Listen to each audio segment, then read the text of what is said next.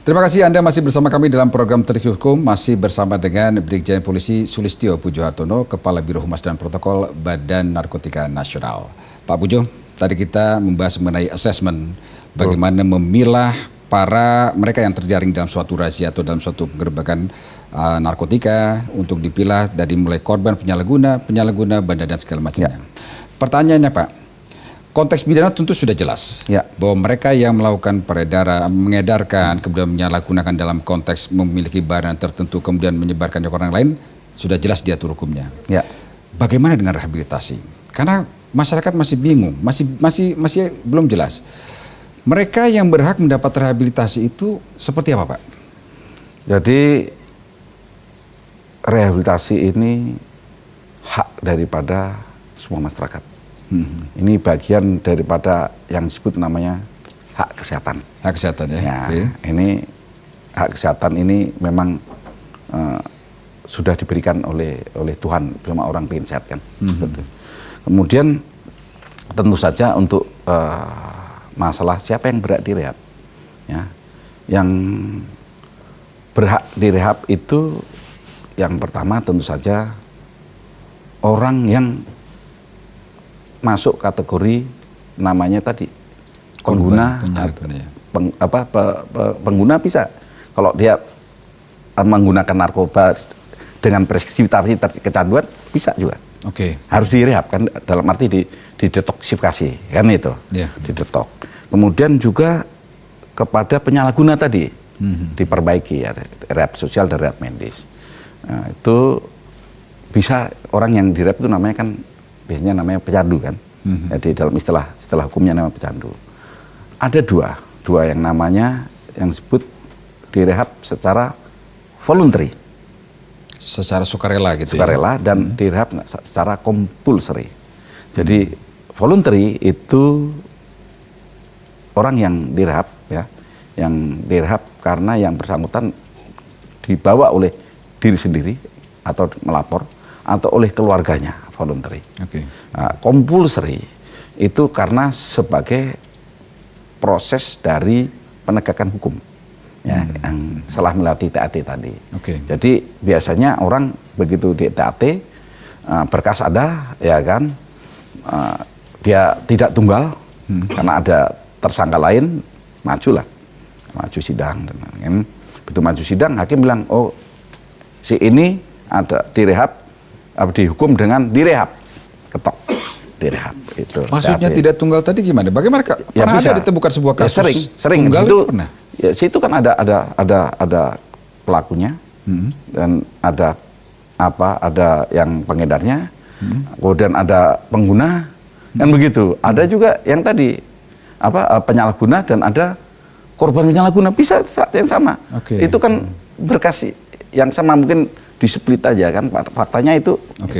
Nah, kaitan dengan tadi yang mengenai voluntary, Pak Pujo, bagaimana kalau seandainya adakah pernah kejadian bila kita melihat tetangga, saudara atau siapapun yang kita kenal, kita tahu dia menyalahgunakan narkotika gitu, kemudian kita melaporkan, kemudian kita meminta ada penjemputan paksa, dibenarkan nggak seperti itu? Biasanya gini, sering terjadi ini orang takut membawa orang yang memakai narkoba. Karena apa? Biasanya orang yang sudah kecanduan narkoba itu cara berpikirnya sudah tidak rasional. Ya, tidak rasional, dan seringkali kalau keluarganya pun akan dilawan. Bahkan kan kalau cara berkomunikasi tidak bagus, bahkan bisa korban terjadi di keluarga, baik dianiaya atau bisa dibunuh oleh pelaku itu. Seringkali yang terjadi itu masyarakat melapor kepada aparat, ya, baik BNN dan lain-lain, bahwa saya punya adik nih Pak, saya pengen direhab, tetapi saya takut, kan begitu, saya takut, dibantu oleh aparat. Seringkali kita lakukan, kita ambil, ya kan, dengan resiko, karena biasanya kalau mau diambil kan orang ini ngelawan, bawa pisau, bawa barang. Betul. Itu seringkali terjadi. Sekarang jadi pertanyaannya, begitu ditangkap kan, diambil, diamankan oleh petugas, bukan ditangkap nih, diamankan ya, karena istilahnya kita melakukan penegakan hukum karena kita membantu masyarakat ya. Yang diamankan oleh petugas baik polisi ataupun APNN. Pertanyaannya biayanya dari mana?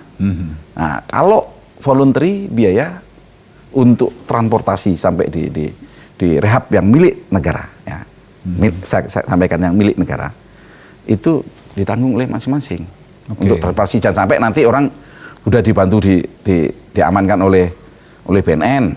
Kemudian nanti minta gratis dari emaknya, mohon maaf nih, dari Medan sampai Babes Lido, kita nggak punya biayanya itu. Kita biaya yang dialokasikan oleh Menteri Keuangan itu rehabilitasinya, bukan transportasinya. Ngambil orang dari Medan, dari Aceh, dari Papua, tanggung masing-masing. Ya, begitu. Itu seringkali orang berpersepsi salah. Akhirnya begitu sudah sampai sini. Wah nih, nanti petugasnya korupsi. Pernah ada Mas Zaki sampaikan nih, atau polisi korupsi, padahal polisi sudah membantu. Keluarga sendiri nggak berani ngambil, ya karena ngelaman. Seperti itu. Nah ini menarik tadi Pak Pujo mengenai konteks bagaimana kalau kita melaporkan orang lain yang bukan keluarga, bukan saudara yang ada di daerah sekitar kita untuk konteks itu, apakah itu masuk compulsory atau masuk voluntary? Kita akan bahas ya. Kita akan sama saksikan dulu pendapat masyarakat kaitan dengan ini. Dan pemirsa Trisik Hukum, kita saksikan dulu tayangan mengenai pendapat masyarakat yang terangkum dalam sebuah kutipan pernyataan dari beberapa masyarakat tentang konteks rehabilitasi dan penyalahgunaan narkotika. Sama-sama kita saksikan.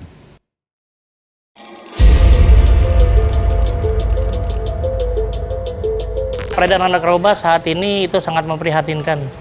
Apalagi sekarang ini yang menimpa adalah usia-usia muda ya.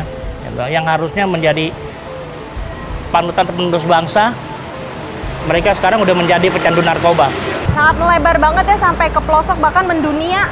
Banyak yang saya lihat sendiri kasus-kasus terutama artis-artis pada saat ini ya yang udah mulai terekspos nih keberadaan contoh artis A yang pemakai narkoba.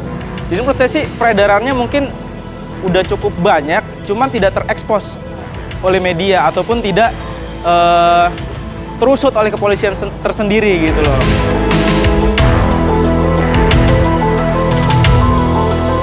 Sebagai hukumannya yang pantas mungkin hukuman mati atau hukuman yang lain kayak. Menurut saya hukuman mati itu adalah hukuman yang sangat pantas bagi untuk para pengedarnya. Sebenarnya hukuman mati itu nggak pantas ya Bang, karena semua makhluk hidup itu dia ada hak asasi manusia buat hidup tuh harus ada.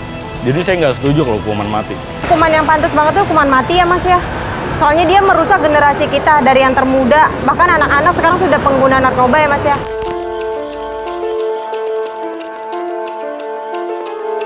Itu rehab Bang. Rehab, tapi benar-benar rehab ya Bang. Jadi jangan cuma misalnya ada rehab, nggak taunya rehab seperti itu aja. Kayak misalkan rehab itu kan macam-macam ya Bang. Saya juga kurang mengerti aturan rehab itu seperti apa.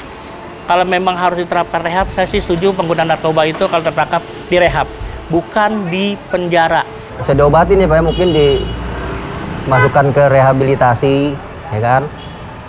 Supaya dia kembali pulih.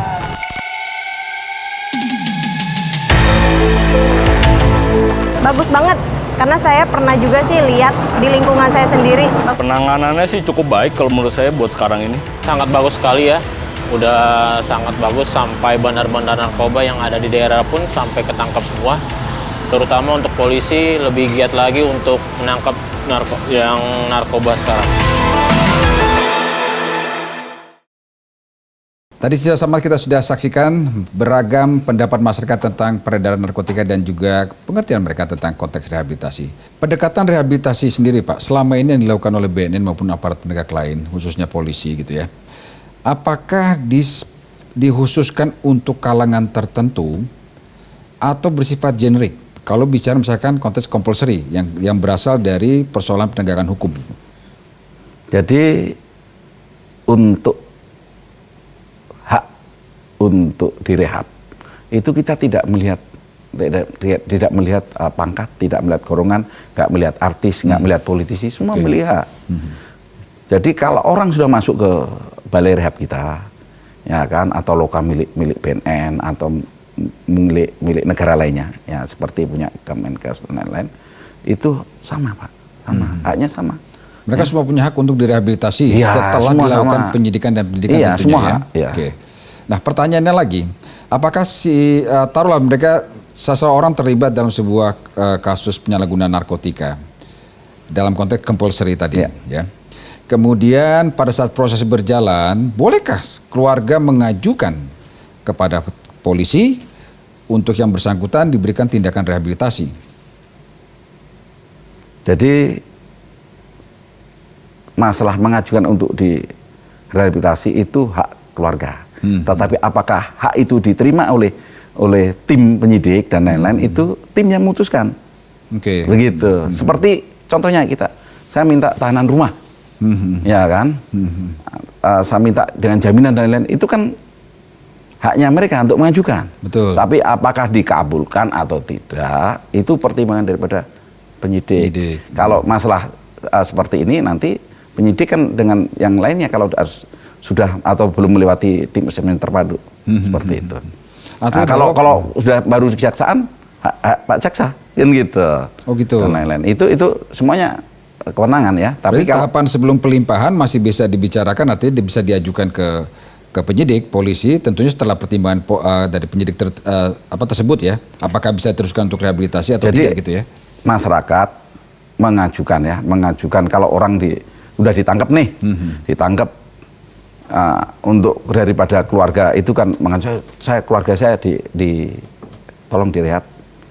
Yang mengerti kondisi sebenarnya kan penyidik, bukan keluarga. Seringkali keluarga ini itu buta dengan kondisi real daripada anak atau keluarga atau suami atau istri, itu sering buta. Dia tidak ngerti sebetulnya anak saya ini apa, terlibat apa, anak saya ini melakukan apa.